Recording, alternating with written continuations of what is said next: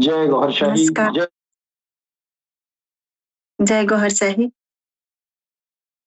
भगवान काल के अवतार रॉ गौहरशाही जी की महाराज के आशीर्वाद से मैं शताक्षी सुमन आप सभी का हार्दिक स्वागत करती हूँ और काल की जी श्री मुख से भी गीता के गौतम ज्ञान में विशेष कार्यक्रम में आप सबका स्वागत करती हूँ। इसी के साथ मैं अतिथि गणों का भी स्वागत करती हूँ। स्वामी विश्वानंद जी महाराज का भी स्वागत करती हूँ और स्वामी सचिदानंद जी महाराज का भी मैं स्वागत करती हूँ और सतगुरु राजेंद्र निगम बाबू जी का भी मैं स्वागत करती हूँ। महाभगवान काल के अवतार गौहरशाही महाराज के शुभ नाम से मैं इस कार्यक्रम का स्वागत करती हूँ और आप सबसे मैं प्रणाम करती हूँ और पहला क्वेश्चन स्वामी जी के साथ मैं पूछना चाहूंगी और वहां रेफर करती हूँ। स्वामी जी, पहला क्वेश्चन आपसे है कि सात्विक, राजस और तामस कर्ता के लक्षणों में क्या मुख्य अंतर है? जो श्लोक संदर्भ अध्याय 18 और श्लोक 26, 27 और 28 में दिया गया है।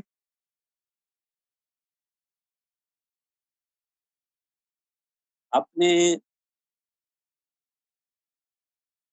श्लोक नंबर 41 की सूची भेजी है, इसलिए हम यहाँ गीता के अनुसार वर्ण व्यवस्था का मुख्य आधार क्या है और इसमें गुणों की क्या भूमिका होती है उदाहरण सहित समझाइए।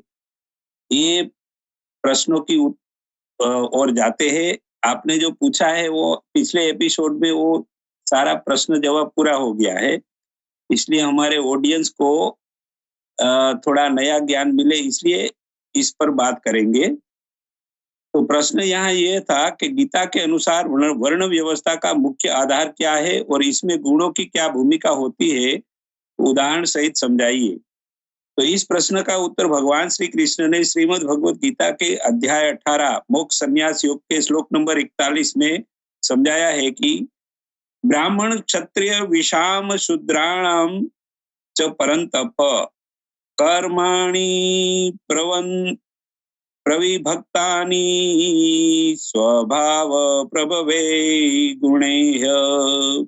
इस श्लोक के माध्यम से भगवान श्री कृष्ण समग्र मानव जात को यह समझा रहे हैं कि इस संसार में वर्णों की जो व्यवस्था बनी हुई है उसका आधार मनुष्य का गुणों और उसके कर्मों के आधार पर होता है, नहीं के जाति पाति पर। लेकिन अज्ञानी और अल्पज्ञानी लोगों ने निजी स्वार्थों की पूर्ति के लिए भोले भाले लोगों को ऐसा अज्ञान फैलाया है कि इस संसार में लोगों को 4 प्रकार की जाति पाति और वर्णों में बांटकर लोगों को अज्ञान में ले जाके एक जाति को दूसरी जाति से श्रेष्ठ और कनिष्ठ समझाकर जातियों के बीच बांट के लोगों के दिलों को तोड़ के लड़ाई झगड़ा करा के समाज जीवन में अशांति फैला के रखी है। ऐसी भगवान श्री कृष्ण ने गीता जी में वर्ण जाति पाति की बात समझाई नहीं है, लेकिन भगवान श्री कृष्ण समझा रहे हैं कि जो मनुष्य आत्माओं ने आत्मा और परमात्मा का परिचय कर लिया, परमात्मा का दर्शन करके परमात्मा की सुंदर दुनिया तक जो पहुंच जाता है, फिर इस दुनिया में आके तड़पती हुई मनुष्य आत्माओं को परमात्मा का सच्चा परिचय करा के परमात्मा को मिलने लायक बना के दिल वाली तालीम का तरीका सिखाकर दूसरे लोगों को परमात्मा के साथ मिलवा देते हैं। वैसी मनुष्य आत्माओं को सद्गुणी समझाया है और वो सदा ब्रह्म के साथ संबंध जोड़ के उनके साथ सदा रमण करती है, इसलिए उसको ब्राह्मण आत्मा समझाया है। कल की अवतार भी अपनी धर्म की किताब दीने इलाही में समझा रहे हैं कि जो मनुष्य आत्मा ने इस दुनिया में आने से पहले ही परमात्मा को प्रेम किया और प्रेम ही करना चाहते थे, वैसी मनुष्य आत्मा इस दुनिया में आके उन्होंने नहीं स्वर्ग के लिए नहीं इस दुनिया की सुख सुविधाओं के लिए कोई पसंदगी करी थी और उसके लिए नहीं मेहनत कर रहे। वैसी मनुष्य आत्माएं जो केवल परमात्मा को प्रेम करती थी और प्रेम करना ही चाहती है।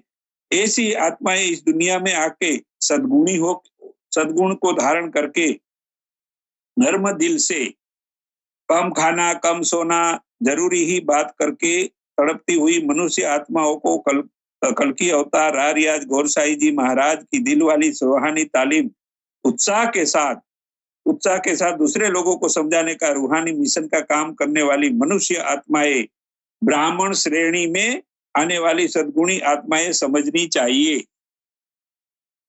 ऐसे ही जो मनुष्य आत्माओं ने आध्यात्मिक साधना, तपस्या, दिल वाली सिमरन करके आध्यात्मिक शक्तियों से संपन्न हो गया, वैसी मनुष्य आत्माएं उनके जीवन में बुराइयां, नकारात्मकताओं को ऊपर विजय प्राप्त करके स्वर्ग में प्रवेश करने लायक बन जाती है। वैसी मनुष्य आत्माओं को शूरवीर क्षत्रिय आत्माओं की भी श्रेणी में कहा जाता है। वो भी सद्गुणों को धारण करते हुए आध्यात्मिक शक्तियों से शूरवीर बन जाते हैं। नकारात्मक को नष्ट करने के लिए वो आगे आते हैं। इसलिए वैसी मनुष्य आत्माओं को सद्गुणी आत्माओं समझना है। कल्कि अवतार ने भी जिन मनुष्य आत्माओं को दिल में दिव्य प्रकाश उत्पन्न करके नाभि आत्मा में बैठा नाभि स्थान में बैठा नाभि आत्मा को पवित्र करके उस पर विजय पा लिया है, वैसे सद्गुणी कर्मयोगी मनुष्य आत्माओं को क्षत्रिय श्रेणी में समझाया है। जो मनुष्य केवल इस दुनिया की सुख सुविधाओं को प्राप्त करने का उनके जीवन का मुख्य उद्देश्य समझकर उनके कर्मों के फलों की इच्छाओं को रख के इस दुनिया की सुख सुविधाओं को प्राप्त करके उनको भोगने की इच्छा वाले मनुष्य आत्मा वैश्य यानी कि समाज जीवन में वस्तुओं को उपलब्ध कराने वाले मनुष्य आत्माओं को वैश्य यानी कि रजोगुणी मनुष्य आत्माएं समझना है।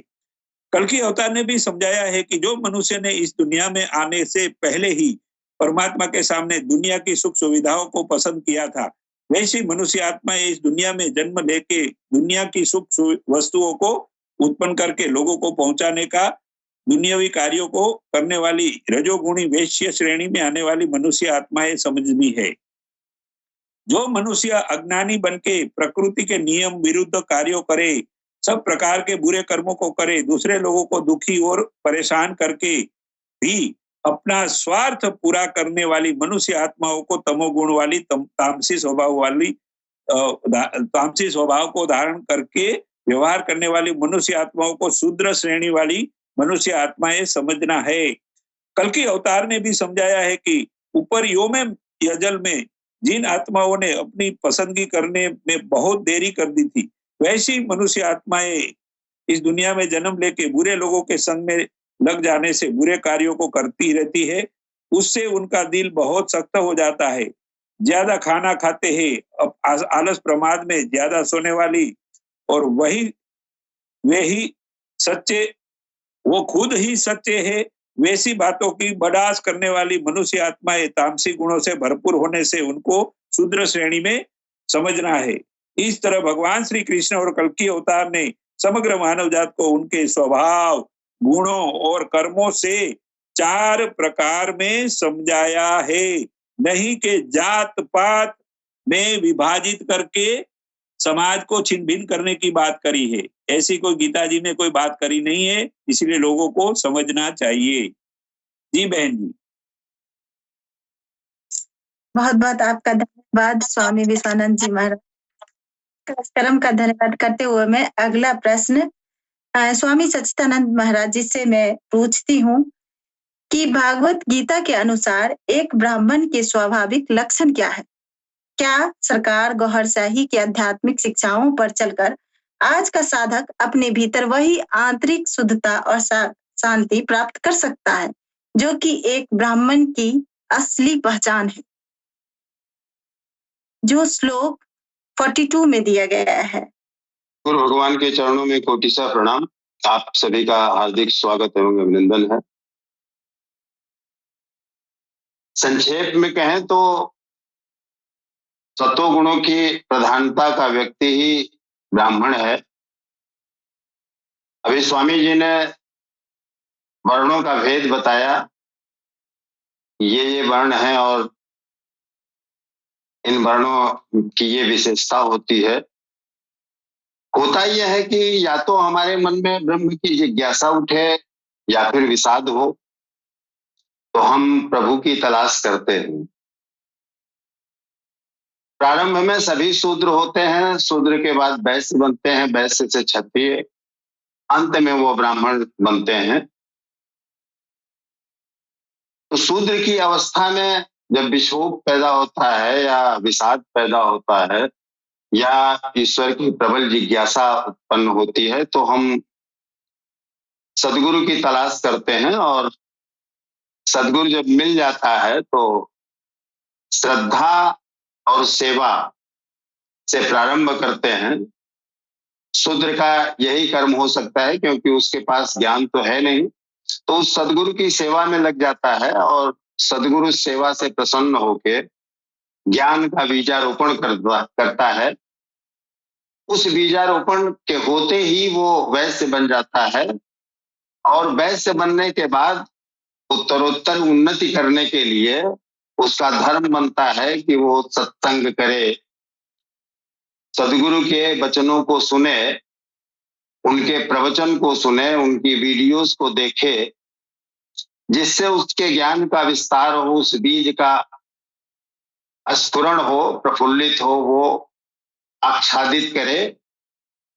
और जब ये विस्तार हो जाता है तो आपको एक चेक पॉइंट मिल जाते हैं कि ब्राह्मणत्व को प्राप्त कैसे करें। वो चेक पॉइंट पे आप संयम बरतना शुरू करते हैं, उस पे संयमित होना शुरू करते हैं, अर्थात युद्ध होता है। और वो युद्ध अच्छाइयों और बुराइयों का, पाप और पुण्य का, सत्य और असत्य का। तो इस युद्ध को करते करते जब उस चेक पॉइंट को हम प्राप्त कर लेते हैं, जैसा कि लक्षण आपने पूछा, तो हम अगर एक साधक में या अपने आप में ये जानना चाहें कि अभी हमारे अंदर सत्वगुण आ गया है कि नहीं, तो हम अगर देखेंगे अपनी इच्छाओं को, तो वो इच्छाएं स्वयं के लिए न होके सबके कल्याण के लिए होंगी।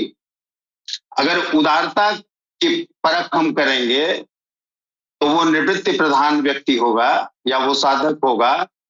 स्वच्छता को अगर मानदंड हम बनाएंगे, चेक बिंदु बनाएंगे, तो वो हाई क्लास की स्वच्छता पसंद करेगा, प्रधान स्वच्छता की होगी प्रधानता। और ज्ञान की कसौटी पे हम अगर कसेंगे तो वो खंड खंड में भी अखंड का दर्शन करेगा, अर्थात सब में परमात्मा का दर्शन उसे होगा, ईश्वर को देखेगा। नींद की अगर हम कसौटी पे कसना चाहें तो नींद उसको क्षणिक आएगी। वाणी अगर देखें तो उसकी वाणी सौम्य होगी, कर्म उसका निष्काम लोकहित के लिए राग द्वेष से रहित होगा, किसी हानि लाभ की चिंता नहीं होगी। क्रोध उसको क्षणिक आएगा, भय उसके हृदय में नहीं होगा, वो निर्भय बन चुका होगा। अहंकार नहीं होगा बल्कि वो विनम्र होगा, कभी वो डिप्रेशन में नहीं जाएगा। प्रेम की कसौटी पे कसें तो वो सारे जीवों से प्रेम करेगा, सबसे सारी आत्माओं से प्रेम करेगा। उग्रता उसमें कभी नहीं आएगी, क्षमा वो सरलता से कर देगा, यादाश्त बहुत अच्छी होगी, सत्य का हमेशा पक्षधर होगा। और सजगता जो संयम है कि वो चेक बिंदु पे हम कितने सजग हैं, तो उस पे संवेदनशील होगा और निर्मलता की तरफ बढ़ेगा। कर्ता के रूप में अगर हम देखें तो उत्साही, धैर्यवान और अहंकार रहित कर्ता होगा। आस्था के आधार पे हम उसको देखें तो वो सच्ची आस्था वाला व्यक्ति होगा या हक्कुल यकीन वाला होगा। तो गीता में भी 42वें श्लोक में इन्हीं कसौटियों पे भगवान कृष्ण ने प्रकाश डाला है। समो दमः तपश्चौचम शांतिरार्जवमेव च ज्ञानम विज्ञानम आस्तिक्यम ब्रह्म कर्मम स्वभावजम। अर्थात मन का समन, जब वो क्षत्रिय अवस्था में आया तो वहां संयम की कसौटी उसको मिल गई।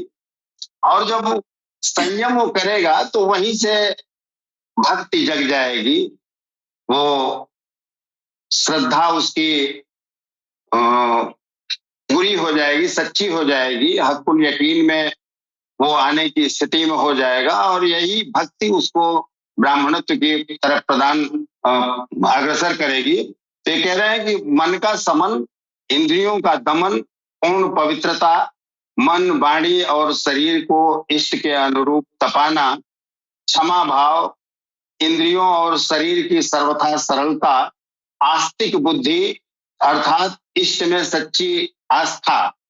तो एक तरफ विश्वास चल रहा है, श्रद्धा चल रही है और दूसरी तरफ सेवा या कर्म, निष्काम कर्म।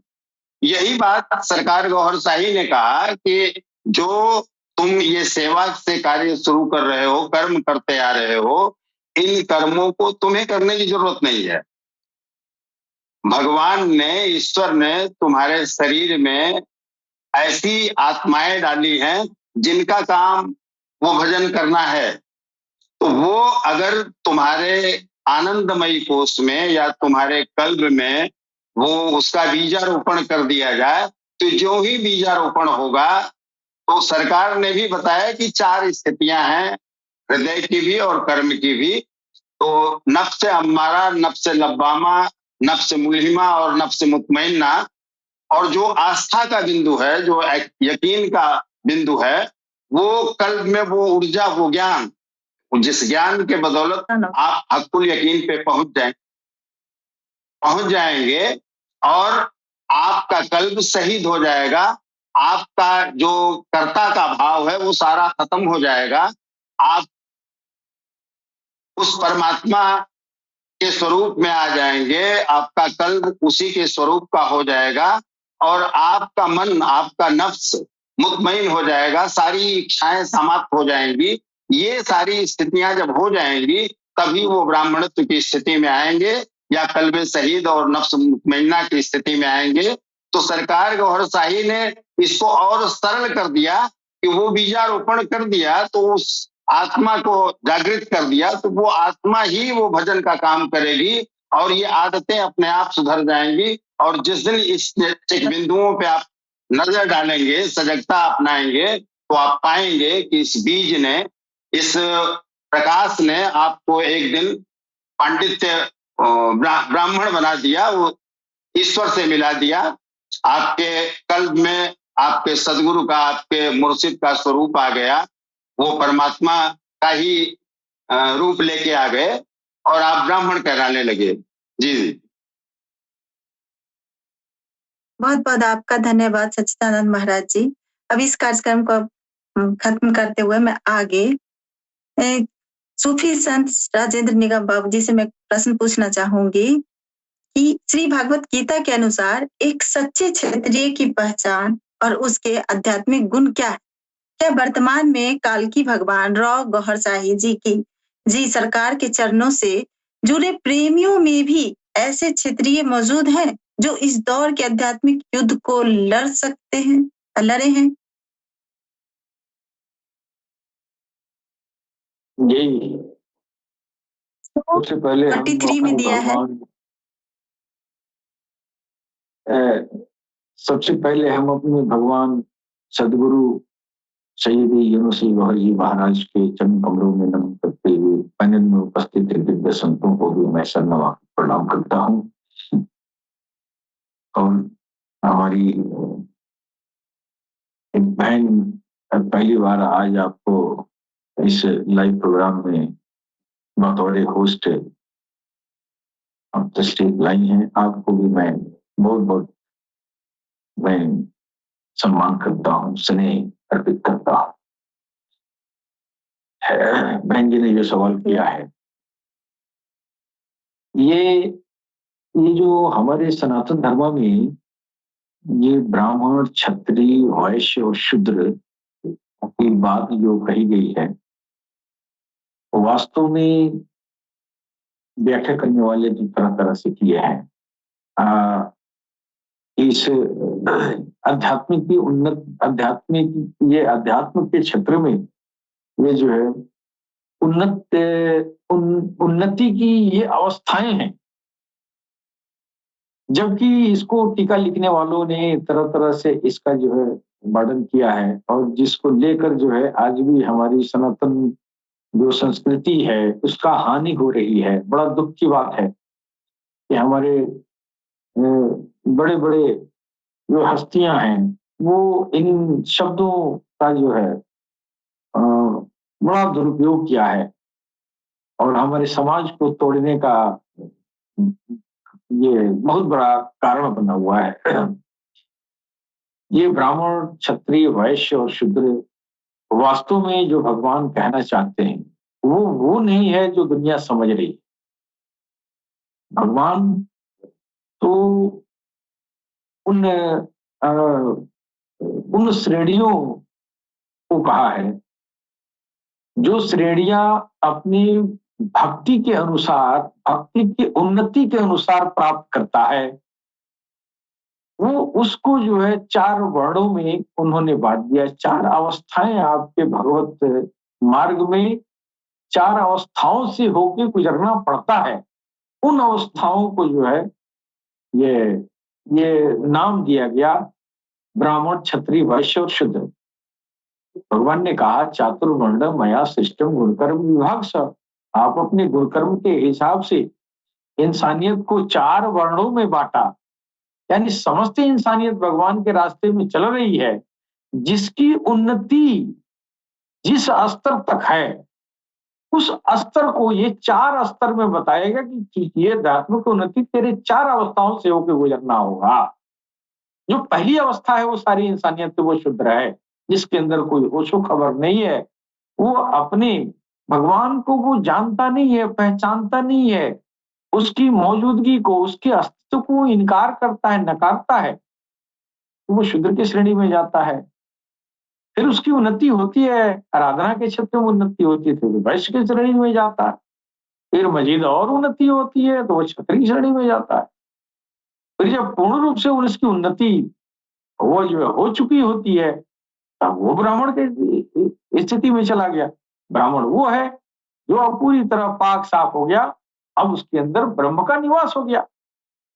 लेकिन वर्चस्व की स्थापना इस धरती पर हर वर्ग में, हर क्षेत्र में, हर खित्ते में, हर धर्म में रही है। तो वर्चस्व की स्थापना करने वाले वेद पुराण सब में जो है अपने मुताबिक अपने दानिश में अपना अर्थ लोग निकाल के रखे हैं, और इस दुनिया में ये तरह तरह की ये जो बवाल पैदा होते रहते हैं। लेकिन भगवान ने जो कहना चाहा है वो हम समझ नहीं पा रहे हैं। बहन ने जो सवाल किया है ये क्षत्रिय के बारे में, कि क्षत्रिय का जो स्वभाव है वो कैसे होता है, और क्या भगवान काल की अवतार सरकार गौहर शाही के टोले में भी क्या क्षत्रिय लोग हैं कि नहीं।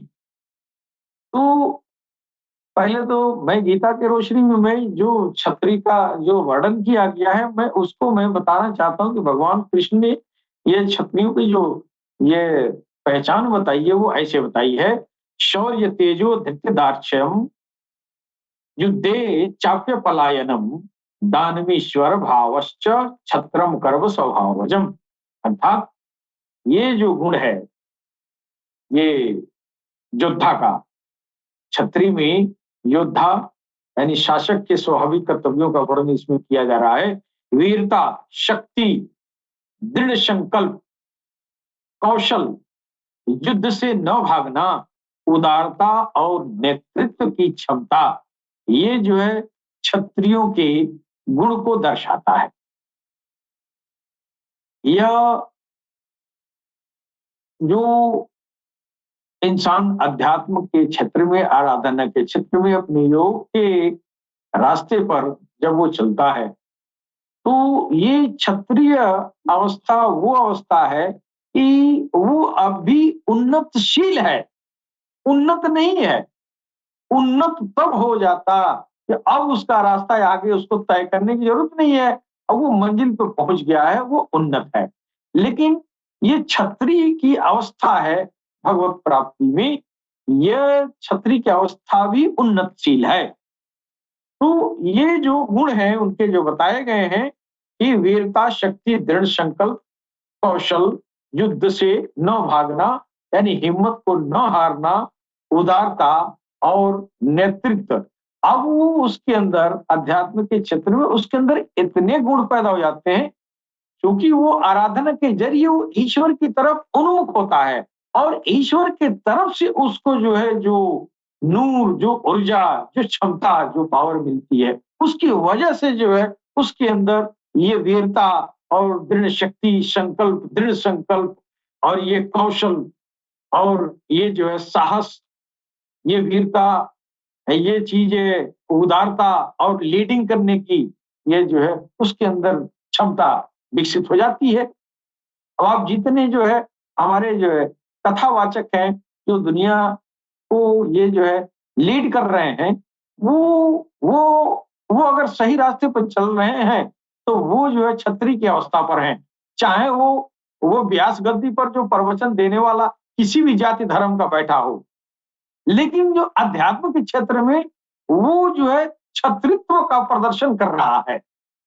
इसलिए नेतृत्व का ये गुण जो है विकसित हो चुका है, लेकिन मंजिले मकसूद नहीं गया, यानी रब, ईश्वर, ब्रह्म अंदर आया नहीं। अभी वो ब्राह्मण नहीं है।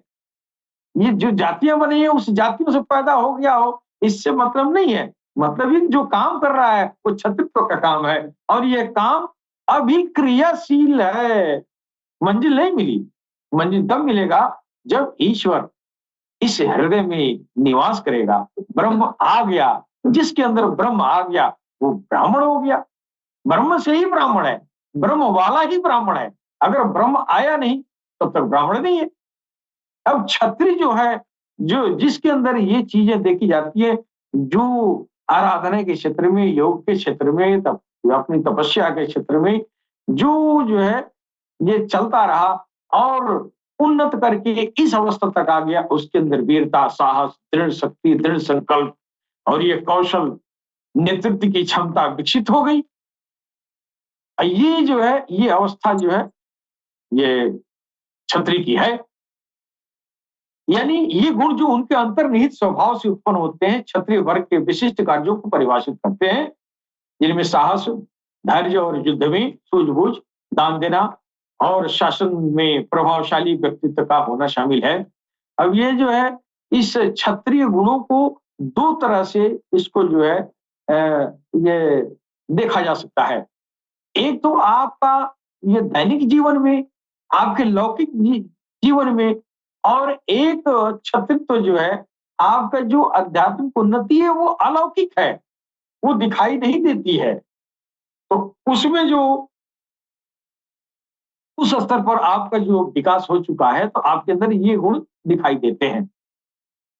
उसमें जो लड़ाई है वो जो बातिन की जो लड़ाई है वो अंदर की तरफ है। वो अपने अंदर जो आसुरी संपद है, जो आसुरी आत्माएं हैं, उन पर वो विजय पा लिया है।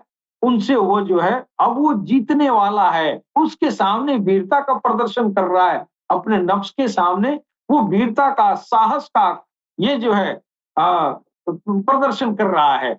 उससे वो युद्ध में अड़ गया है, वो पीछे नहीं हट रहा है।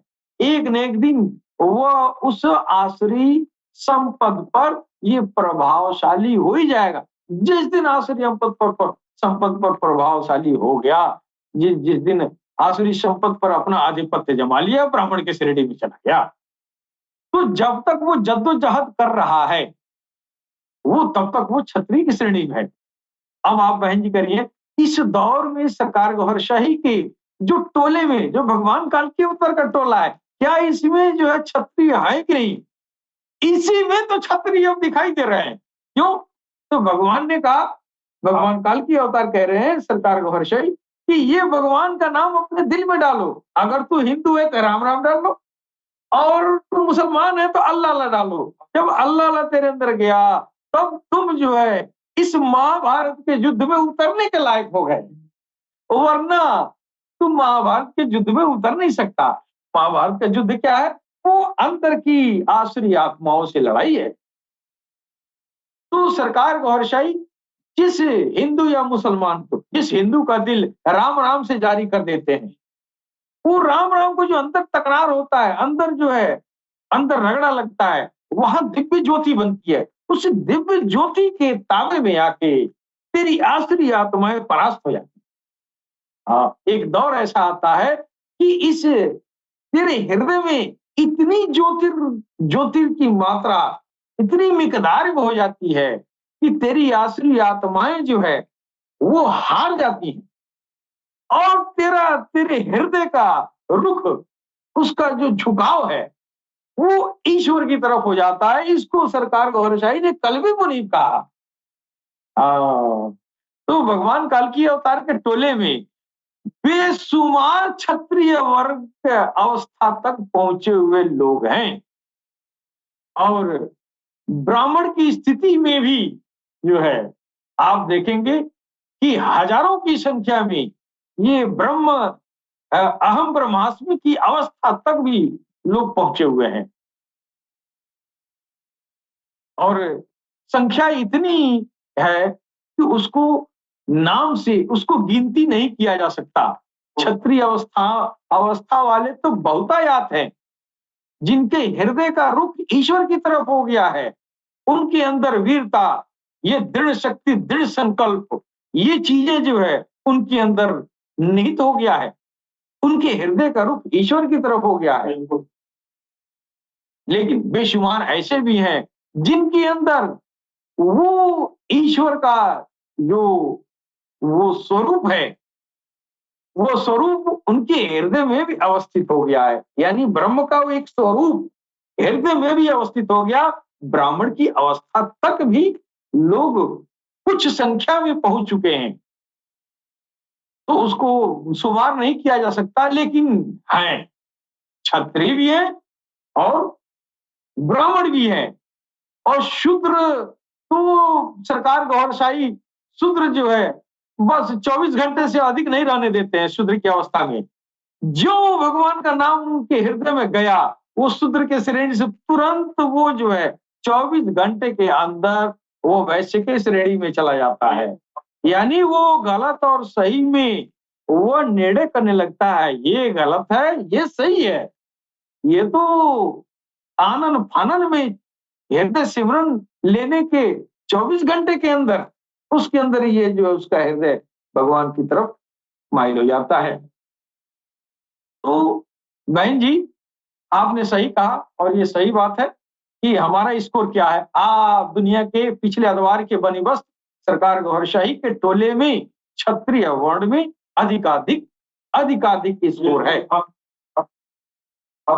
यानी 100 को हृदय सिमरन दिया, 99 तक जो है वो क्षत्रिय अवस्था तक है।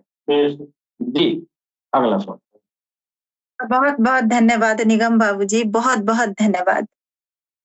अब अगला क्वेश्चन मैं पुनः श्री विश्वानंद स्वामी जी से मैं करना चाहूंगी कि सर, भागवत गीता में वैश्यों द्वारा इंद्रियों की सुरक्षा और शूद्र द्वारा सेवा के जो आध्यात्मिक मानक बताए गए हैं, क्या उन्हें सरकार गौहर शाही मिशन से जुड़े सेवादारों और साधकों के जीवन में भी देखा जा सकता है? ये श्लोक 44 में दिया गया है विश्वानंद जी महाराज। अब आप इस प्रश्न का जवाब देंगे। जी, इस प्रश्न का उत्तर भगवान श्री कृष्ण ने भगवत गीता में भी समझाया है। उसको कल्कि अवतार राज गौहर शाही जी महाराज ने अपनी दिल वाली तालीम में समझाया है। तो प्रथम भगवत गीता के अध्याय 18 मोक्ष संन्यास योग के श्लोक नंबर 44 में समझेंगे तो कृषि गौरक्ष वाणिज्यम वैश्य कर्म स्वभावजम परिचर्मात्म कर्म शूद्रस्यापि स्वभावजम। इस श्लोक में भगवान श्री कृष्ण मनुष्य के स्वभाव, गुण और कर्मों के आधार पर समझा रहे हैं कि जो मनुष्य आत्माएं खेतीबाड़ी किसानी का कार्य करके, खाद्य सामग्री धरती में से उत्पन्न करके, गायों का पालन करके, दूध और दूध से बनती खाद्य वस्तुओं को बना के लोगों को खिलाते हैं, पिलाते हैं और जीवन जरूरी चीज वस्तुओं का व्यापार करने वाले लोग वैश्य श्रेणी की मनुष्य आत्माएं समझना है। और जहां जहां समाज जीवन में विविध प्रकार की सेवाओं की जरूरत होती है, वे तमाम प्रकार की सेवाओं को करने वाली मनुष्य आत्माओं को शूद्र श्रेणी की मनुष्य आत्माएं समझना है। उदाहरण तौर पे सरकारी विभागों में सेवा देने वाले उच्च पदों पर बैठे सचिवों, कलेक्टरों, राष्ट्र प्रमुख और बड़ा प्रधान, मंत्रिमंडल भी सेवा देने वाले शूद्र की श्रेणी में आते हैं। इसलिए समग्र समाज में प्रचलित जाति पाति वर्ण आधारित जो शूद्र शब्द का प्रयोग करके सेवाधारियों को नीचे दिखाने वाले का जो अज्ञानी लोग प्रयास कर रहे हैं वे गलत है, और वैसी प्रयोग समाज जीवन को बहुत बड़ा नुकसान करता आया है। इसलिए तो भगवान श्री कृष्ण और कल्कि अवतार यहाँ वैश्य और शूद्र शब्दों का अर्थ लोगों के स्वभाव, गुण और कर्मों के आधार पर समझा रहे हैं।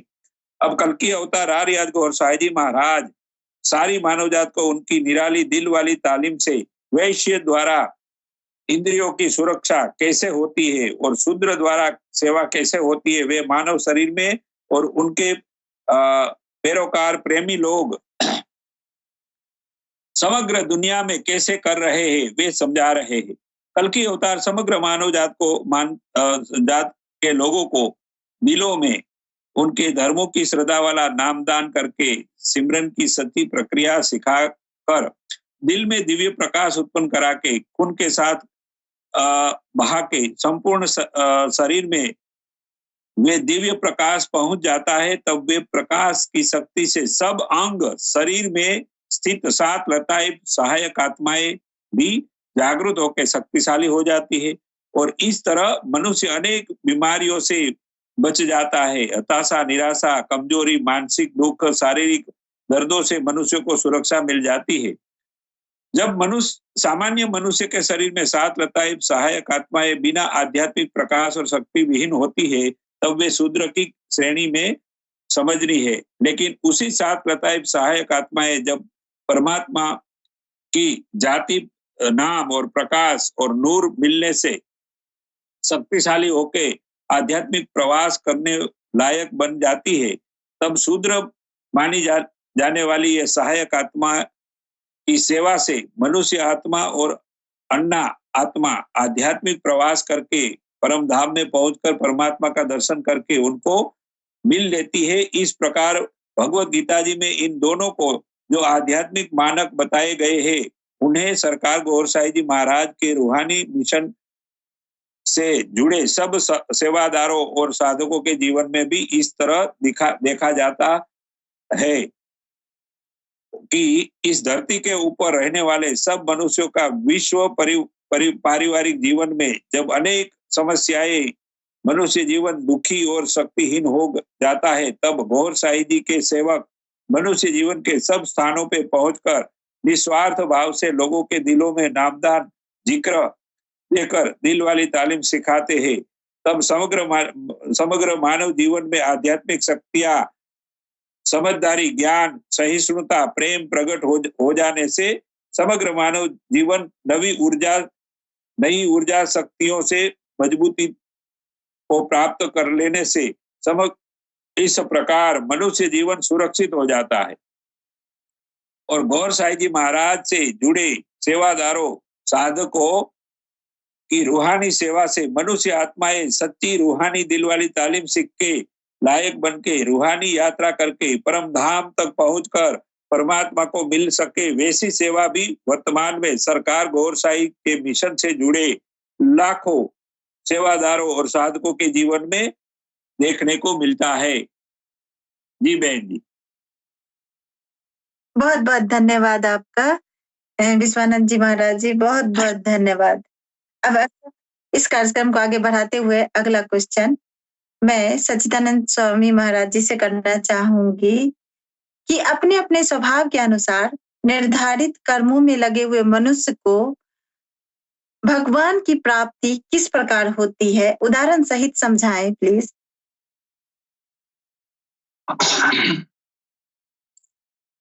ये श्लोक 45-46 में दिया हुआ है, भगवत गीता के श्लोक 45-46 में। अपने अपने स्वभाव का के कर्म का अभिप्राय ये है कि आप जिस श्रेणी के साधक हो, उस श्रेणी का जो स्वाभाविक कर्म है। अब आप शूद्र श्रेणी के हो साधक और आप चाह रहे हो कि मैं क्षत्रिय वर्ण का चेक पॉइंट या अवलोकन करना शुरू कर दूं कि मेरे अंदर वो क्षमताएं, वो संतुलन या वो समन हो चुका है या नहीं, तो आप कैसे कर पाओगे?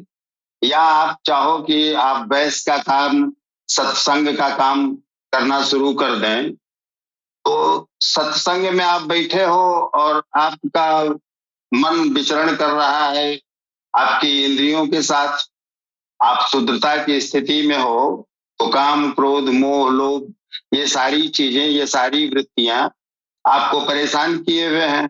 आपका मन ही सत्संग में नहीं लगेगा, आपका ज्ञान ही नहीं बढ़ पाएगा, आप बनिए का काम क्या कर पाओगे? कुछ भी जमा आपके पास नहीं हो पाएगा। और जब तक माल नहीं होगा, आप युद्ध क्या करोगे? कैसा युद्ध करोगे? युद्ध के लिए भी माल की जरूरत होती है ना, तो वो नूर की आपको आवश्यकता बनेगी, आपको ज्ञान की आवश्यकता बनेगी। जब वो ज्ञान सत्संग सुनते सुनते, वीडियोस देखते देखते, प्रवचन सुनते सुनते आपके ज्ञान का भंडार इतना बढ़ जाए कि आप ये चेक कर पाए, कि आप अवलोकन कर पाए अपने संयम का, अपने इंद्रियों का, अपने मन का, कि हम उन चेक बिंदुओं पे खरे उतर रहे हैं कि नहीं, जिससे उस परमात्मा की प्राप्ति होगी। तो सबसे खतरनाक काम तो यही है कि आपने कॉपी करना शुरू कर दिया। जो स्वाभाविक काम आपका काम है, उस स्वाभाविक काम को न करके आप नकल किए हुए काम को कर रहे हैं। जैसे आपका हृदय पवित्र नहीं है और आप चोंगा पहन के निकल लिए, साधु बन गए, तो साधु तो हुए नहीं ना, आप दिखावटी साधु हैं, कॉपी कर रहे हैं।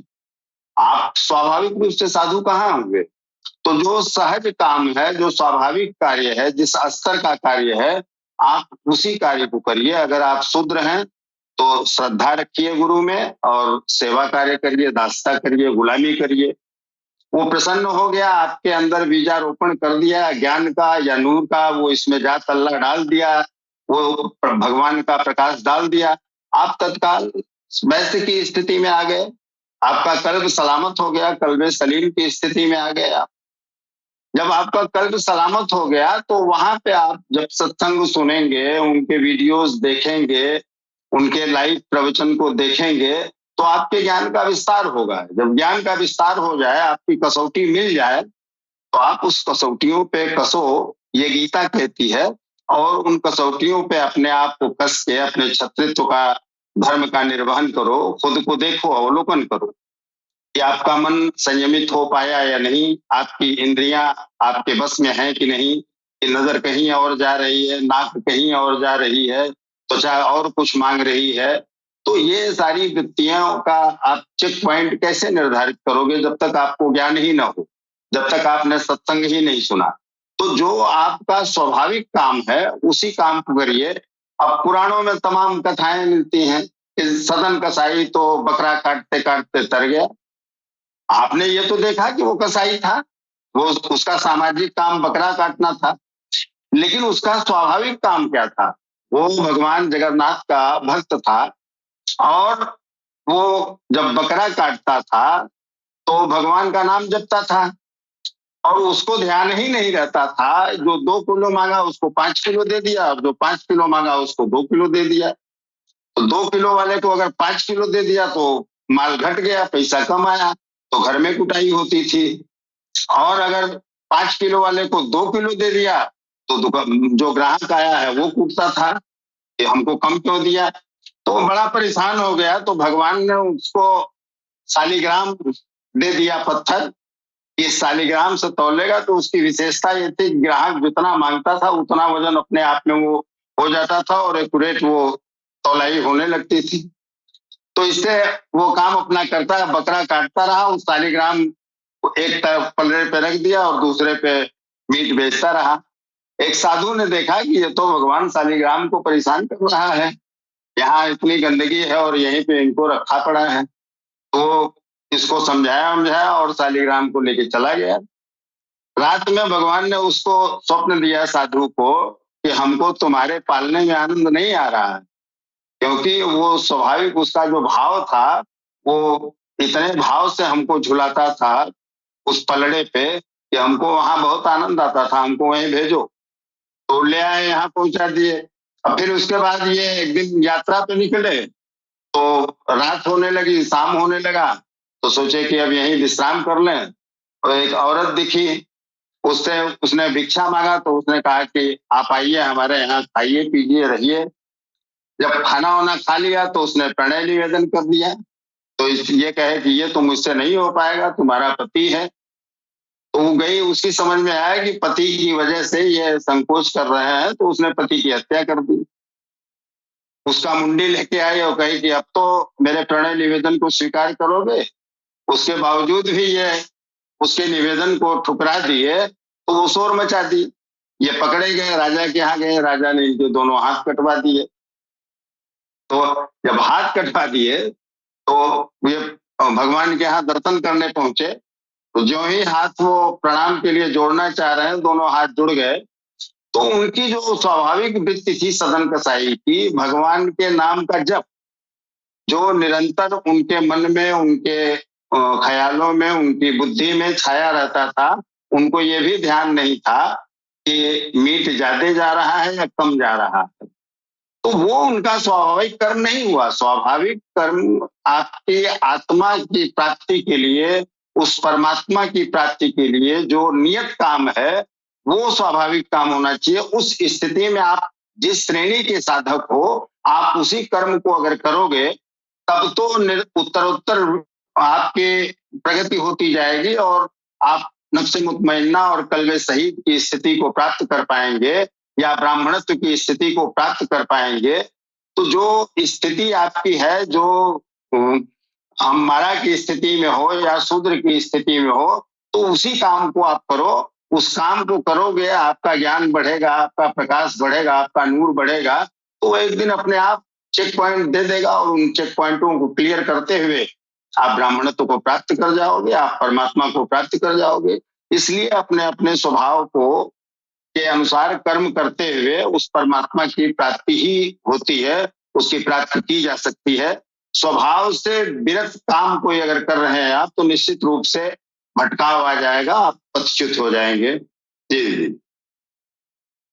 जी, धन्यवाद आपका बहुत बहुत सच्चिदानंद महाराज जी। अब अगला क्वेश्चन मैं पुनः सूफी राजेंद्र निगर बाबू जी से मैं करना चाहूंगी कि आध्यात्मिक मार्ग पर दूसरों के गुणों की नकल करना विनाशकारी क्यों माना गया है? आत्म कल्याण के लिए अपने सहज स्वभाव के अनुरूप कर्म करना क्यों अनिवार्य है? ये श्लोक 48 में दिया गया है, 48 में भागवत गीता के श्लोक में दिया गया है। आप प्लीज व्याख्या करें।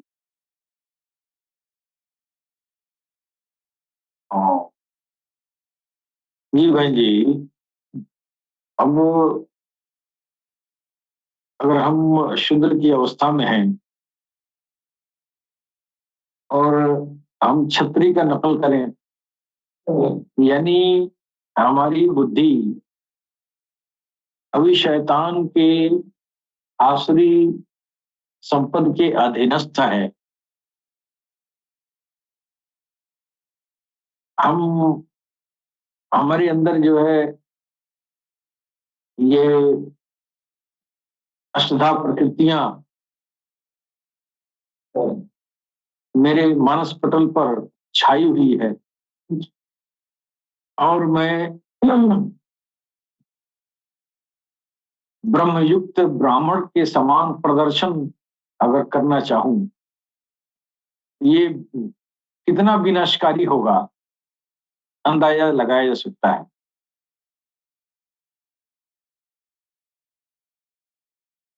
भगवान का, ईश्वर का जब नाम हृदय जाप जब शुरू होता है, तो उस भगवत नाम के जो घर्षण होता है, भगवान का कोई भी नाम हो, हृदय में जब वो पिरो देता है तो हृदय की धड़कनें जब तक इंसान जिंदा रहता है तब तक होती रहती है। तो भगवान का नाम उसमें घर्षण होता है, तो वहां भी एक तरह की ज्योति पैदा होती है, जिस ज्योति के प्रभाव में आपकी जो है आसुरी जो प्रवृत्तियां हैं, वो प्रवृत्तियां जो है वो मिटने लगती हैं। अब जब तक भगवान का नाम हृदय में नहीं उतरा, तब तक की अवस्था वो जो है भोलेपन का है। माने इस कदर का भोलेपन कि उसको सूझबूझ नहीं है कि सही क्या है और गलत क्या है। अध्यात्म की भाषा में इस भोलेपन को ये जो है सनोवर कहा जाता है। सनोवर का मतलब ये नहीं हुआ कि वो जो है भोले भाले सिर्फ छोटे बच्चे ही होते हैं या भोले भाले बिना पढ़े लिखे लोग होते हैं, ऐसा नहीं है। खूब पढ़ा लिखा आदमी अगर उसके हृदय में इन आसुरी प्रवृत्तियों का अगर जो है समन नहीं हुआ है, तो खूब पढ़ा लिखा आदमी भी वो भोला भाला है ही है। इसलिए कि उसको खूब पढ़ लिख लिया, सारी उम्र अपना गुजार भी लिया और ऐशो इशरत और अपने शोहरत में भी है और अपने दुनियादारी के चरम अवस्था में भी बैठे, फिर भी वो जो है वो शूद्र हो सकता है। जब तक भगवान का नाम उसके हृदय में अवस्थित नहीं होगा, भगवान की के नाम की जो ज्योति है वो ज्योति हृदय में अगर दाखिल नहीं हुआ, तब तक वो शूद्र की अवस्था से वो जा नहीं सकता। शूद्र का मतलब किसी जाति व्यवस्था में विशेष से इसका मुराद, इसका अर्थ नहीं है। मैं बारहा कहता हूँ, शूद्र का अर्थ उस मानसिक अवस्था से है जिस मानसिक अवस्था में होश और खबर नहीं रहती है कि अमुक काम गलत है या सही।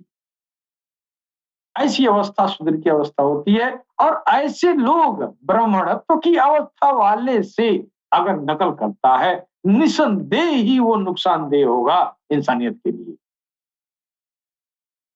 तो बहुत बहुत शुक्रिया। जी, वक्त समय का थोड़ा कमी है जी। तो बहुत बहुत शुक्रिया। जो भी दर्शक सुनने वाले हैं, मुझे लगता है कि आपके क्वेश्चनों का जवाब सुनते ही उनकी दिले में जो कसमकस सवाल थी, वो कॉन्फिडेंस से उसको अच्छा लगा होगा, उनके जवाब भी उन्हें अच्छा लगा होगा। फिर हम पुनः अगले सैटरडे को, शनिवार को, हम इस कार्यक्रम में दोबारा मिलेंगे आप सबसे। और जय गौहर शाही, जय कल की भगवान अवतार। जय श्री कृष्ण। जय श्री